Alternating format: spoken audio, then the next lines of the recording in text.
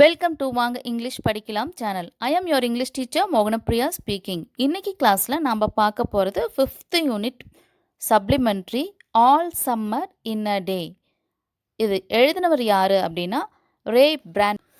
இவர் தான் ரே பிரான்பரி. இவருடைய ஃபுல் நேம் ரே டக்ளஸ் பிரான்பரி. இவர் 1920 வருஷம் பிறந்தார்.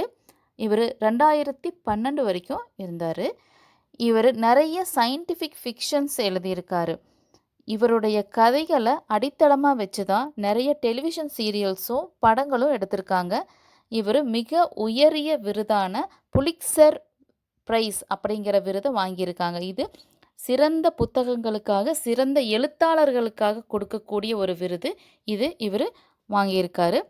அந்த அளவுக்கு இவருடைய கதைகளெல்லாம் ஒரு புது விதமான நோக்கத்தில் நம்ம நினச்சி பார்க்க முடியாத, கற்பனைக்கு எட்டாத தூரத்தில் இருக்கும். அதனால் இவர் கதைக்குன்னே ஒரு புது கதை தளத்தை கொடுத்ததுனால அவருக்கு இந்த உயரிய விருதை கொடுத்துருக்காங்க. வாங்க இப்போ கதைக்கு போகலாம். ஆல் சம்மர் இன் அ டே அப்படிங்கிறது ஒரு சயின்டிஃபிக் சிறுகதை. சயின்டிஃபிக் அறிவியல் சார்ந்த ஒரு சிறுகதை.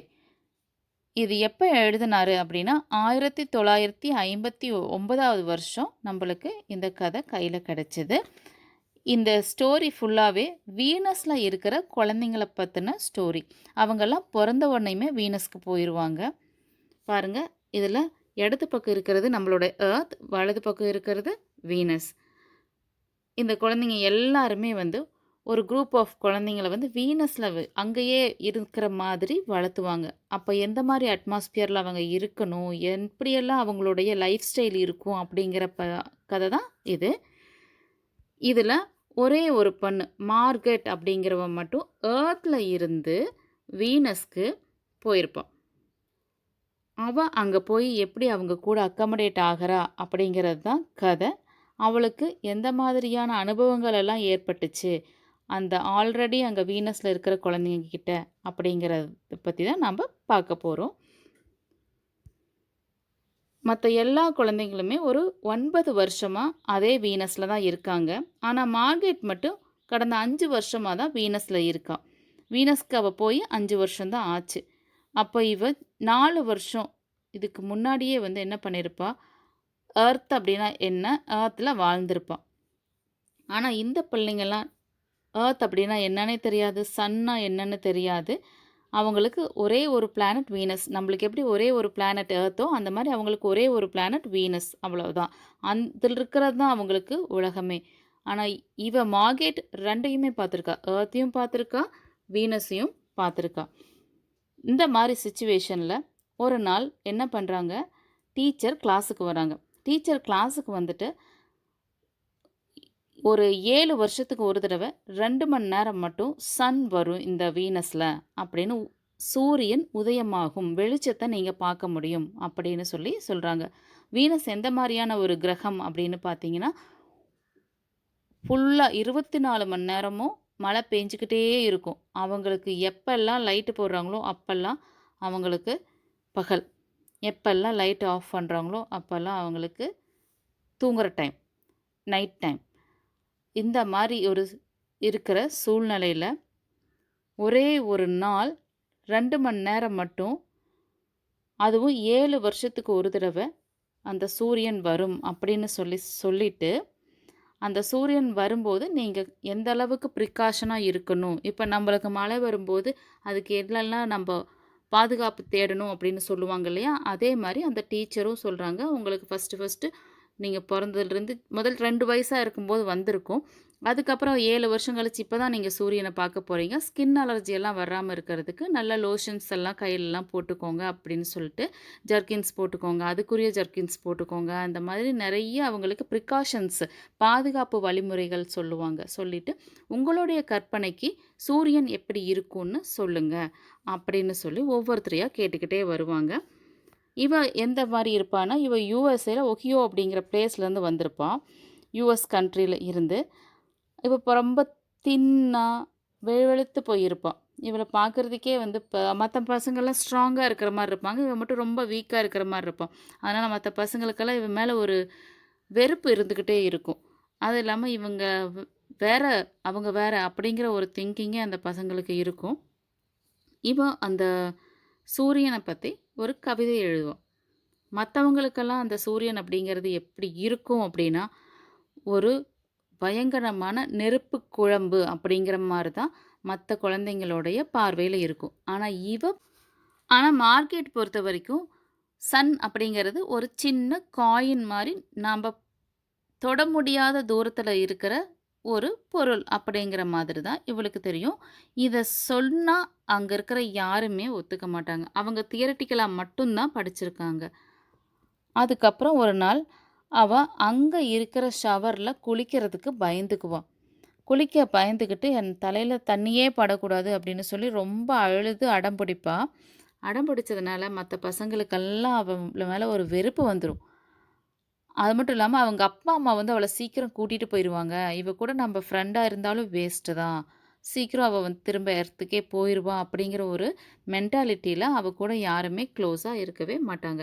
இதுலயும் ஒரே ஒரு பையன் வில்லியம் மட்டும் ஒரு குரூப்பா கேங் சேர்த்துக்கிட்டு இவள எப்பவுமே டீஸ் பண்ணிக்கிட்டே இருப்பான். மார்கரெட் கிட்ட எவ்வளவு கோவமா இருந்தாலும் அவங்க அந்த நாள் ஃபுல்லா எப்போ சன் வரும் அப்படின்னு சொல்லி எதிர்பார்த்துக்கிட்டே இருப்பாங்க. அந்த சன் எந்த மாதிரி இருக்கும்? அது வந்தா எப்படி நாம ரியாக்ட் பண்ணணும்? அப்படின்னு எல்லாமே அவங்களுக்கு தெரியாது. அந்த மாரி ஒரு நிகழ்வ எதிர்பார்த்துக்கிட்டே இருப்பாங்க. அதே சமயத்துல மார்கரெட் மேல இருந்த ஒரு தீராத வெறுப்புனால என்ன பண்ணுவாங்கன்னா, இவ இங்க இருக்கக்கூடாது. அந்த சன் நம்மளுக்கு தெரியும்போது, இவ இங்க இருக்கக்கூடாது அப்படின்னு சொல்லிட்டு எல்லாரும் சேர்ந்து ஒரு க்ளாசெட்ல போட்டு ஒரு கபோர்டு மாரி இருக்கும். அந்த கபோர்டுக்குள்ள அவள போட்டு பூட்டி வச்சுருவாங்க. இவ வேண்டாம் வேண்டான்னு கதறுவா, அழுவா. எதையும் ஏத்துக்கவே மாட்டாங்க. அவள கொண்டு போய் உள்ள தள்ளி லாக் பண்ணிருவாங்க. அப்ப மெதுவா அப்படியே ஒவ்வொரு துளியா நிக்க ஆரம்பிக்கும். அந்த மழை குறைஞ்ச உடனேயும் அப்படியே சூரிய வெளிச்சம் தெரியும். ஃபார் த ஃபர்ஸ்ட் டைம் நினைவு தெரிஞ்சு அவங்களோட லைஃப்ல வெளிச்சத்த அன்னைக்கு தான் பார்க்குறாங்க. அவங்களுக்கெல்லாம் அவ்வளவு ஒரு சந்தோஷம். அந்த வெளிச்சத்த பார்த்தோனே ஓடுறாங்க ஃபுல்லா. அவ்வளவு நாள் தெரியாத எல்லா விஷயங்களும் அவங்களுக்கு தெரியுது. பச்சையான மரம், செடி, கொடி, ஃப்ளவர்ஸ் எல்லாம் தெரியுது. என்னென்னவெல்லாம் பறிக்க முடியுமோ அதெல்லாமே பறிச்சுக்கிறாங்க. அந்த ஃப்ளவர்ஸ் பறிச்சுக்கிறாங்க, ஃப்ரூட்ஸ் பறிச்சுக்கிறாங்க. அதில இருக்கிறதெல்லாம் எது யூஸ் ஆகும், எது யூஸ் ஆகல எதுவுமே தெரில. அழகா அந்த கீழ இருக்கிற விஷயங்கள் எல்லாத்தையுமே அவங்க என்ஜாய் பண்றாங்க. அப்படி ஒரு இந்த 2 ஹவர்ஸ் போனதே அவங்களுக்கு தெரியல. இந்த நிகழ்வு நடக்கும்போது மார்கரெட்ட அந்த கபோர்ட்ல ஒழிச்சு வச்சோம் அப்படிங்கிறது யாருக்கும் ஞாபகம் இல்ல. அவ்வளவு அவங்களையே மறந்து ஓடுன்னு ஓடுறாங்க. அவ்வளவு நேரம் சயின்டிஸ்ட் சொன்னது பொய்யா இருக்குமோ? சன் வருமா? வராதா? அப்படியெல்லாம் ஒரு டாக் அவங்களுக்குள்ள போயிட்டு இருந்துச்சு. அது எல்லாத்தையுமே அந்த 2 ஹவர்ஸ் டோட்டலா மறந்துட்டாங்க. 2 ஹவர்ஸ் நம்மளுக்கு 1 ஹவர் கேம்ஸ் விட்டாவே நம்மளுக்கு என்ன ஆகும்? பத்தாது. ஐயோ! ஒரு நாள் ஃபுல்லா விளையாட விட்டா நல்லா இருக்குமே அப்படின்னு தோணும். அவங்களுக்கு அந்த 7 வருஷத்துக்கு ஒரு தடவ 2 மணி நேரம். அந்த 2 மணி நேரம் அவங்களுக்கு எப்படி போச்சுன்னே தெரியல. டக்குன்னு கிளைமேட் மாறிருச்சு.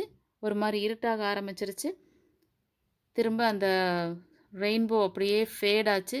மழை வர ஆரம்பிக்குது. மழை அப்படியே ஒவ்வொரு துளியா அவங்க மேல விழுக விழுக அவங்க அவங்க இருக்கிற இடத்துக்கு ரிட்டர்ன் ஆகுறாங்க. திரும்பி வராங்க. திரும்பி வந்து உள்ள வரும்போது தான் அவங்களுக்கு மார்கரெட்ட அந்த க்ளோசெட்ல அடைச்சு வச்சோமே, கபோர்ட்ல அடைச்சு வச்சோமே, அவள நம்ம திறந்தே விடலையே! அவ தான் சன்ல எர்த் இதெல்லாம் பார்த்து ரசிச்சவ. இந்த 2 ஹவர்ஸும் அவள மிஸ் பண்ணதுக்கு நம்ம காரணமா இருந்துட்டோமே! அப்படின்னு இவ்வளவு நாள் அவ மேல இருந்த ஒரு கோபம், வெறுப்பு அதெல்லாம் மாறி, அவ மேல ஒரு பரிதாபம் எல்லாத்துக்கும் வருது. எல்லாரும் அவகிட்ட சாரி கேட்குறாங்க. கேட்டுட்டு அவள ஓப்பன் பண்ணிவிட்டு சாரி கேட்குறாங்க. கேட்டுட்டு பார்த்தா, அவ வந்து இப்போ இவங்க யாரையுமே கண்டுக்கல. அவ அந்த மிஸ் பண்ண அந்த 2 ஹவர்ஸ மட்டும் தான் யோசிச்சுக்கிட்டு அப்படியே நடந்து போறா. எங்கேயாவது சன் தெரியுமா? சன் வர்றதுக்கு சான்ஸ் இருக்கா? அப்படின்னு பார்க்குறா. சன் காணோம் அவளுக்கு. அந்த இடத்துல அவ அப்படியே அங்கேயே நின்னு அந்த மழையிலேயே நனைஞ்சுக்கிட்டே இருக்கிறா. நினச்சிக்கிட்டு அழுதுகிட்டே இருக்கிறா. அவள் அந்த மிஸ் பண்ண அந்த 2 ஹவர்ஸை நினச்சி ஃபீல் பண்ணுறான். தேங்க்யூ.